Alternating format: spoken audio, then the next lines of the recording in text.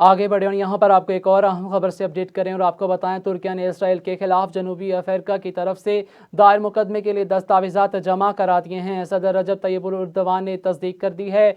यहाँ पर आपको एक अहम खबर से अपडेट कर रहे हैं कि तुर्की ने इसराइल के खिलाफ जनूबी अफ्रीका की तरफ से दायर मुकदमे के लिए दस्तावेजात जमा करा दिए हैं।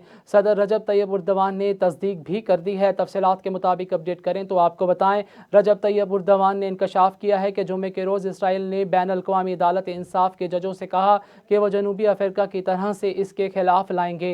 नस्ल कुशी के मुकदमे को ख़त्म कर दें। इस्तकबाल में मीडिया से गुफ्तगू करते हुए तुर्की के सदर रजब तैयब एर्दोगान ने कहा कि तुर्की ने आलमी अदालत में फ़लस्तीनी शहरियों को खिलाफ नस्ल कुशी के इर्तिकाब के इल्ज़ाम में जनूबी अफ्रीका की जानिब से दस्तावेजात जमा करा दी हैं।